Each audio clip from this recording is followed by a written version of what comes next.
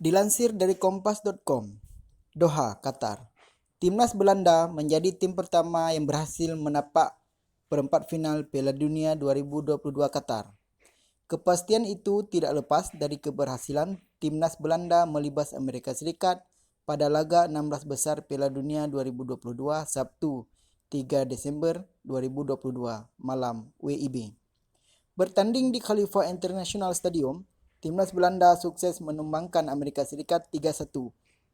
3 gol penentu kemenangan timnas Belanda dicetak oleh Memphis Depay menit ke-10, Daley Blind menit 45 dan Denzel Dumfries menit 81.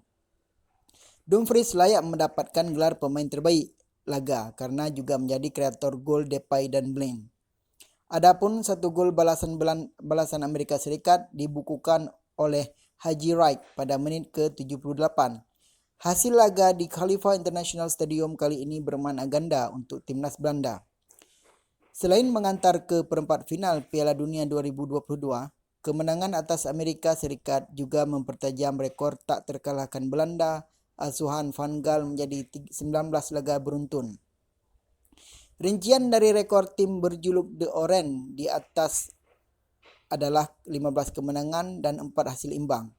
Louis van Gaal sendiri juga sukses menjaga rekor tak terkalahkan pertandingan waktu normal Piala Dunia bersama Belanda. Rekor unbeaten waktu normal Van Gaal di Piala Dunia kini mencapai 11 pertandingan. Dikutip dari FIFA, statistik itu menempatkan Van Gaal di peringkat kedua daftar pelatih dengan rekor tak terkalahkan terpanjang dalam sejarah Piala Dunia. Pelatih berusia 71 tahun itu hanya tertinggal satu laga dari legenda timnas Brazil, Luis Felipe Scolari yang memimpin daftar tersebut. Selanjutnya, timnas Belanda akan menghadapi pemenang dari laga Argentina vs Australia pada perempat final Piala Dunia 2022. Timnas Amerika Serikat tampil lebih mendominasi pada babak pertama, dengan persentase penguasaan bola mencapai 63%.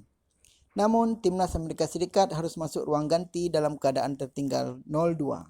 Buruknya transisi dari menyerang ke bertahan menjadi penyebab utama timnas Amerika Serikat kebobolan 2 gol pada babak pertama.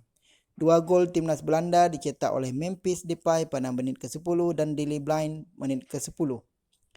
Skema 2 gol timnas Belanda pada babak pertama sangat identik, yakni lewat tembakan kaki kanan di dalam kotak penalti, memanfaatkan umpan silang dari sisi kanan. Kreator atau pemberi asis untuk Depay dan Blind adalah Denzel Dumfries. Gol Depay pada menit ke-10 sangat menarik karena lahir dari rentetan 20 umpan tanpa jeda. Dikutip dari Opta, itu adalah gol timnas Belanda dengan jumlah umpan terbanyak di Piala Dunia. Data statistik sejak 1966. Berlanjut ke babak kedua, Louis van Gaal maupun Greg Berhalter kompak melakukan perubahan.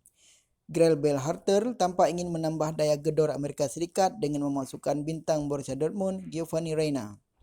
Di sisi lain, Van Gaal menarik keluar David Klaassen dan Martin de Roon. Kedua pemain itu digantikan oleh Ten Kompeijners dan Stefan Bergwijn.